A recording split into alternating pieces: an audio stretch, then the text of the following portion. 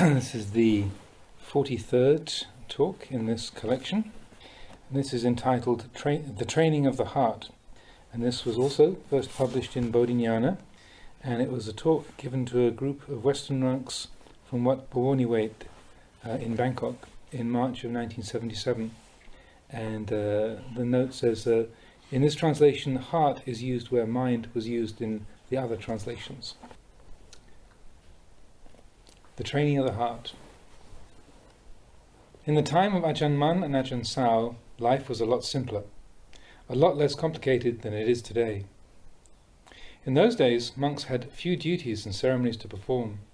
They lived in the forests without permanent resting places. There they could devote themselves entirely to the practice of meditation. In those times, one rarely encountered the luxuries that are so commonplace today. There simply weren't any. One had to make drinking cups and spittoons out of bamboo, and lay people seldom came to visit. One didn't want or expect much, and was content with what one had. One could live and breathe meditation. The monks suffered many privations living like this. If someone caught malaria and went to ask for medicine, the teacher would say, "You don't need medicine, keep practicing." Besides, there simply weren't all the drugs that are available now. All one had were the herbs and roots that grew in the forest. The environment was such that monks had to have a great deal of patience and endurance. They didn't bother over minor ailments. Nowadays you get a bit of an ache and you're off to the hospital. Sometimes one had to walk 10 to 12 kilometers on alms round. You would leave as soon as it was light and maybe return about 10 or 11 o'clock. One didn't get very much either, perhaps some glutinous rice, salt or a few chilies. Whether you got anything to eat with the rice or not didn't matter. That's the way it was. No one dared complain of hunger or fatigue. They were just not inclined to complain, but learned to take care of themselves. They practiced in the forest with patience and endurance alongside the many dangers that lurked in the surroundings. There were many wild and fierce animals living in the jungles, and there were many hardships for body and mind in the ascetic practice of the Dhutanga, or forest-dwelling monk. Indeed, the patience and endurance of the monks in those days was excellent, because the circumstances compelled them to be so. In the present day, circumstances compel us in the opposite direction. In ancient times, one had to travel by foot. Then came the ox cart, and then the automobile. Aspiration and ambition increased, so that now, if the car is not air-conditioned, one will not even sit in it. Impossible to go if there isn't air conditioning. The virtues of patience and endurance are becoming weaker and weaker. The standards for meditation and practice are lax and getting laxer, until we find that meditators these days like to follow their own opinions and desires. When the old folks talk about the old days, it's like listening to a myth or a legend. You listen indifferently, but you don't understand. It just doesn't reach you. As far as we should be concerned about the ancient monk's tradition, a monk should spend at least 5 years with his teacher. Some days you should avoid speaking to anyone. Don't allow yourself to speak or talk very much. Don't read books. Read your own heart instead. Take Wat Pah, for example. These days many university graduates are coming to ordain. I try to stop them from spending their time reading books about Dhamma, because these people are always reading books. They have so many opportunities for reading books, but opportunities for reading their own hearts are rare. So when they come to ordain for 3 months following the Thai custom, we try to get them to close their books and their manuals, and while they're ordained, they have this splendid opportunity to read their own hearts. Listening to your own heart is really very interesting. This untrained heart races around, following its own untrained habits. It jumps about excitedly, randomly, because it's never been trained. Therefore, train your heart. Buddhist meditation is about the heart. Developing the heart, or mind, developing your own heart. This is very, very important. This training of the heart is the main emphasis. Buddhism is the religion of the heart. Only this. One who practices to develop the heart is one who practices Buddhism. This heart of ours lives in a cage, and what's more, there's a raging tiger in that cage. If this maverick heart of ours doesn't get what it wants, it makes trouble. You must discipline it with meditation, with samadhi. This is called training the heart. At the very beginning, the foundation of practice is the establishment of moral discipline, sila. Sila is the training of the body and speech. From this arises conflict and confusion. When you don't let yourself do what you want to do, there's conflict. Eat little, sleep little, speak little. Whatever worldly habits you may have, lessen them. Go against their power. Don't just do as you like. Don't indulge in your thought. Stop this slavish following. You must constantly go against the stream of ignorance. This is called discipline. When you discipline your heart, it becomes very dissatisfied and begins to struggle. It becomes restricted and oppressed.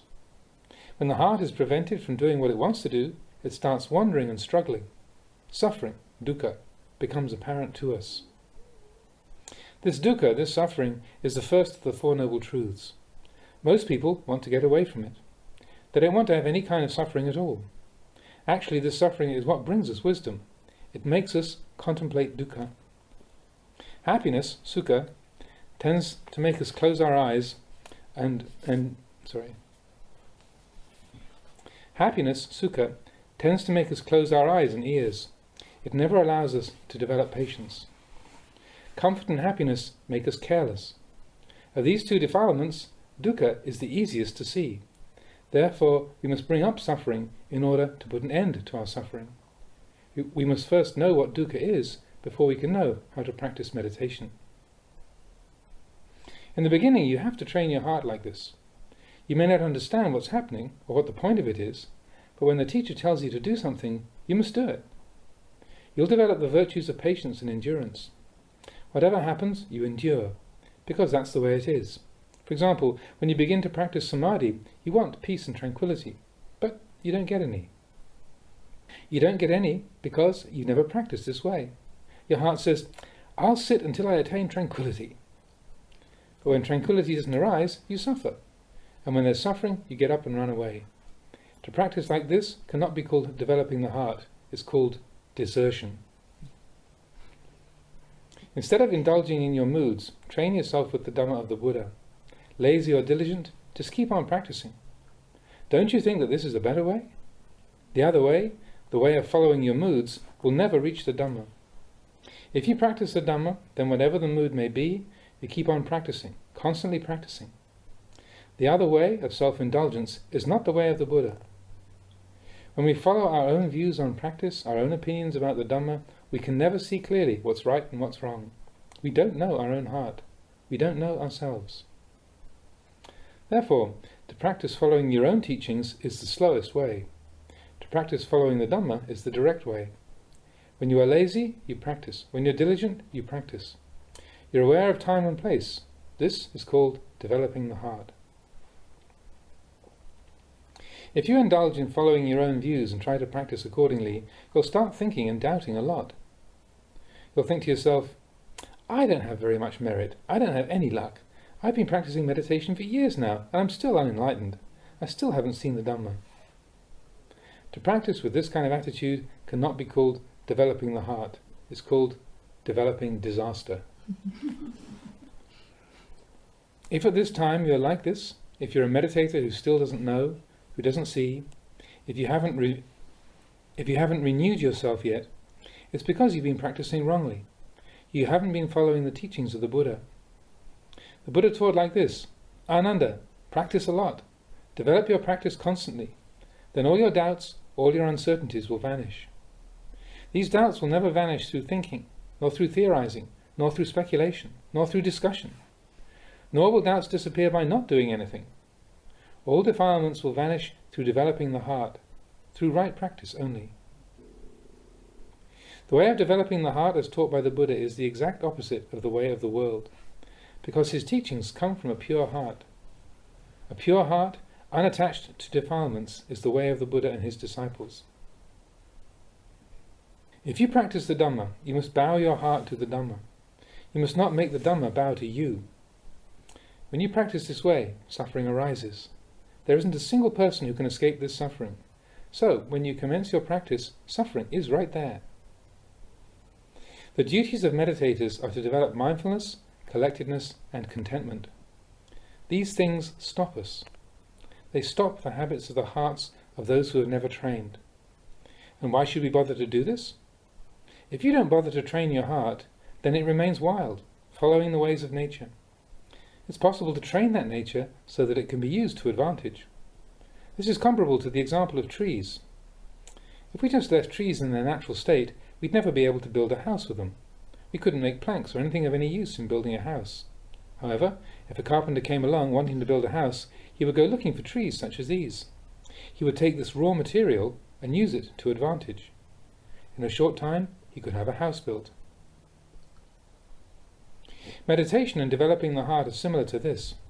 You must take this untrained heart, the same as you would take a tree in the natural state in the forest, and train this natural heart so that it is more refined, so that it's more aware of itself and is more sensitive. Everything is in its natural state. When we understand nature, then we can change it. We can detach from it. We can let go of it. Then we won't suffer any more. The nature of our heart is such that whenever it clings and grasps, there is agitation and confusion. First it might wander over there, then it might wander over here. When we come to observe this agitation, we might think that it's impossible to train the heart, and so we suffer accordingly. We don't understand that this is the way the heart is. There will be thoughts and feelings moving about like this, even though we're practicing, trying to attain peace. That's the way it is. When we've contemplated many times the nature of the heart, we'll come to understand that this heart is just as it is and can't be otherwise. We will know that the heart's ways are just as they are. That's its nature. If we see this clearly, then we can detach from thoughts and feelings, and we don't have to add on anything more by constantly having to tell ourselves that that's just the way it is. When the heart truly understands, it lets go of everything. Thinking and feeling will still be there, but that very thinking and feeling will be deprived of their power. This is similar to a child who likes to play and frolic in ways that annoy us, to the extent that we scold or spank him. We should understand that it's natural for a child to act that way. Then we can let go and leave him to play in his own way. So our troubles are over. How are they over? Because we accept the ways of children. Our outlook changes and we accept the true nature of things. We let go and our heart becomes more peaceful. We have right understanding. If we have wrong understanding, then even living in a deep dark cave would be chaos, or living high up in the air would be chaos. The heart can only be at peace when there is right understanding. Then there are no more riddles to solve, no more problems to arise. This is the way it is. You detach, you let go. Whenever there is any feeling of clinging, we detach from it, because we know that that very feeling is just as it is. It didn't come along especially to annoy us. We might think that it did, but in truth, it is just that way. If we start to think and consider it further, that too is just as it is. If we let go, then form is merely form, sound is merely sound, odour is merely odour, taste is merely taste, touch is merely touch, and the heart is merely the heart. It's similar to oil and water. If you put the two together in a bottle, they won't mix because of the difference in their nature. Oil and water are different in the same way that a wise man and an ignorant man are different. The Buddha lived with form, sound, odour, taste, touch and thought. He was an arahant, so he turned away from rather than towards these things. He turned away and detached, little by little, since he understood that the heart is just the heart and thought is just thought. He didn't confuse and mix them together. The heart is just a thought. The heart is just the heart. Thoughts and feelings are just thoughts and feelings. Let things be just as they are. Let form be just form. Let sound be just sound. Let thought be just thought. Why should we bother to attach to them? If we think and feel in this way, then there's detachment and separateness. Our thoughts and feelings will be on one side and our heart will be on the other, just like the oil and water. They're in the same bottle, but they're separate. The Buddha and his enlightened disciples lived with ordinary, unenlightened people. They not only lived with these people, but they taught these ordinary, unenlightened, ignorant ones how to be noble, enlightened, wise ones. They could do this because they knew how to practice. They knew that it's a matter of the heart, just as I've explained. So, as far as your practice of meditation goes, don't bother to doubt it. If we run away from home to ordain, it's not running away to get lost in delusion, nor out of cowardice or fear. It's running away in order to train ourselves, in order to master ourselves. If we have understanding like this, then we can follow the Dhamma. The Dhamma will become clearer and clearer. The one who understands the Dhamma understands himself, and the one who understands himself understands the Dhamma. Nowadays, only the sterile remains of the Dhamma have become the accepted order. In reality, the Dhamma is everywhere. There's no need to escape somewhere else. Instead, escape through wisdom. Escape through intelligence. Escape through skill. Don't escape through ignorance. If you want peace, then let it be the peace of wisdom. That's enough. Whenever we see the Dhamma, there is the right way, the right path. Defilements are just defilements, the heart is just the heart. Whenever we detach and separate, so that there are just these things as they really are, then they are merely objects to us. When we're on the right path, then we are impeccable. When we're impeccable, there's openness and freedom all the time. The Buddha said, "Listen, monks, you must not cling to any Dhammas." What are these Dhammas? They're everything. There isn't anything which is not Dhamma. Love and hate are Dhammas. Happiness and suffering are Dhammas. Like and dislike are Dhammas. All of these things, no matter how insignificant, are Dhammas. When we practice the Dhamma, when we understand, then we can let go. And thus we can comply with the Buddha's teaching of not clinging to any Dhammas. In this sense, Dhamma means the quality or thing or an object, any kind of phenomenon in nature, the conditioned or the unconditioned. All conditions that are born in our heart, all conditions of our mind, all conditions of our body, are always in a state of change. The Buddha taught not to cling to any of them. He taught his disciples to practice in order to detach from all conditions, and not to practice in order to attain to anything. If we follow the teachings of the Buddha, then we are right. We are right, but it's also troublesome. It's not that the teachings are troublesome, but our defilements. The defilements, wrongly comprehended, obstruct us and cause us trouble. There isn't really anything troublesome with following the Buddha's teaching. In fact, we can say that clinging to the path of the Buddha doesn't bring suffering, because the path is simply let go of every single Dhamma. For the ultimate in the practice of Buddhist meditation, the Buddha taught the practice of letting go. Don't carry anything around. Detach. If you see goodness, let it go. If you see rightness, let it go. These words, let go, do not mean that we don't have to practice. It means that we have to practice following the method of letting go itself. The Buddha taught us to contemplate all Dhammas, to develop the path through contemplating our own body and heart. The Dhamma isn't anywhere else. It's right here, not some faraway place. It's right here in this very body and heart of ours. Therefore, a meditator must practice with energy. Make the heart grander and brighter. Make it free and independent. Having done a good deed, don't carry it around in your heart. Let it go. Having refrained from doing an evil deed, let it go. The Buddha taught us to live in the immediacy of the present, in the here and now. Don't lose yourself in the past or the future. The teaching that people least understand, and which conflicts most with their own opinions, is this teaching of letting go, or working with an empty mind. This way of talking is called Dhamma language. When we conceive this in worldly terms, we become confused and think that we can do anything we want. It can be interpreted this way, but its real meaning is closer to this. It's as if we're carrying a heavy rock. After a while we begin to feel its weight, but we don't know how to let it go. So we endure this heavy burden all the time. If someone tells us to throw it away, we say, if I throw it away, I won't have anything left. If I told of all the benefits to be gained from throwing it away, we wouldn't believe them, but we would keep thinking, if I throw it away, I'll have nothing. So we keep on carrying this heavy rock until we become so weak and exhausted that we can no longer endure. Then we drop it. Having dropped it, we suddenly experience the benefits of letting go.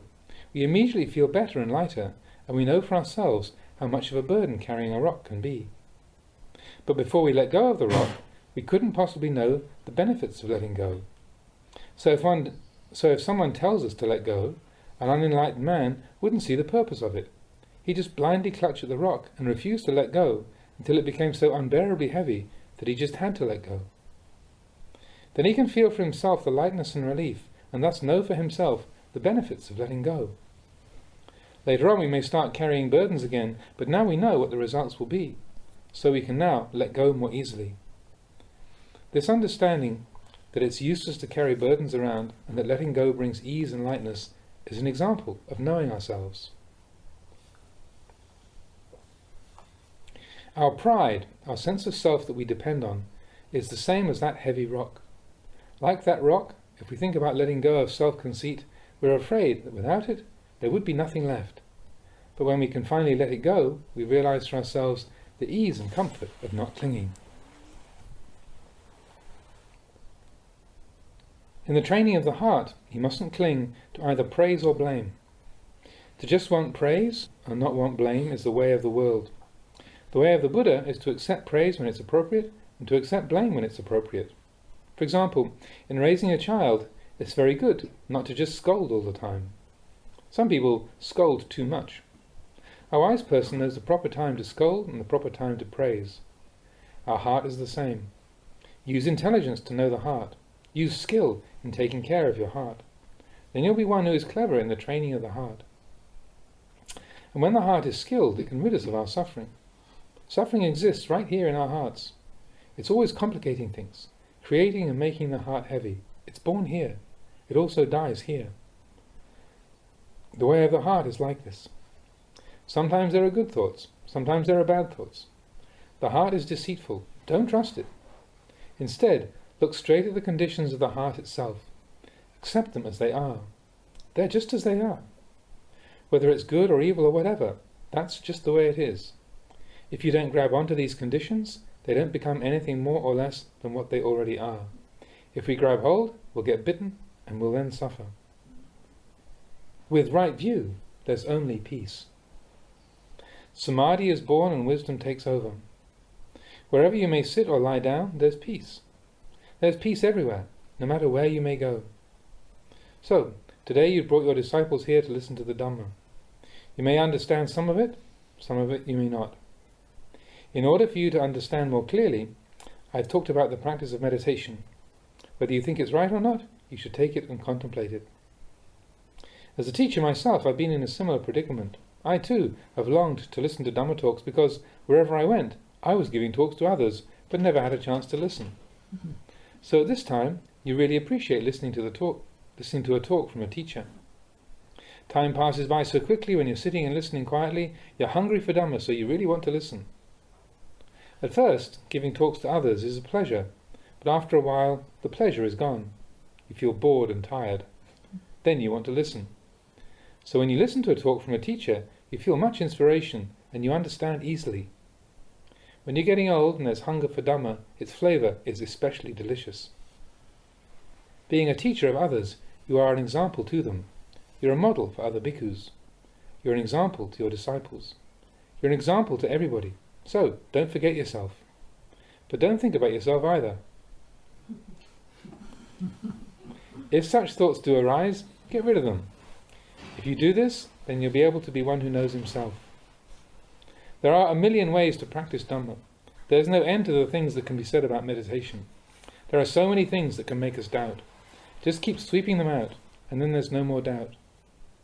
When we have right understanding like this, no matter where we sit or walk, there is peace and ease. Wherever we may meditate, that's the place to bring your awareness. Don't hold that one only meditates while sitting or walking. Everything and everywhere is our practice. There's awareness all the time. There's mindfulness all the time.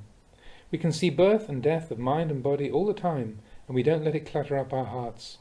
Let it go constantly. If love comes, let it go back to its home. If greed comes, let it go home. If anger comes, let it go home. Follow them. Where do they live? Then escort them there. Don't keep anything. If you practice like this, you're like an empty house. Or, explained another way, this is an empty heart, a heart empty and free of all evil. We call it an empty heart, but it isn't empty as if there was nothing. It's empty of evil, but filled with wisdom. Then, whatever you do, you'll do with wisdom. You'll think with wisdom. You'll eat with wisdom. There will be only wisdom. This is the teaching for today, and I offer it to you. I've recorded it on tape. If listening to Dhamma makes your heart at peace, that's good enough. You don't need to remember anything. Some may not believe this. If we make our heart peaceful and just listen, letting it pass by but contemplating continuously like this, then we are like a tape recorder. After some time, we turn it on. Everything is there.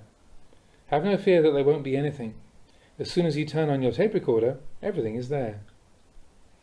I wish to offer this to every bhikkhu and to everyone. Some of you probably know only a little Thai, but that doesn't matter. May you learn the language of the Dhamma. That's good enough. You want?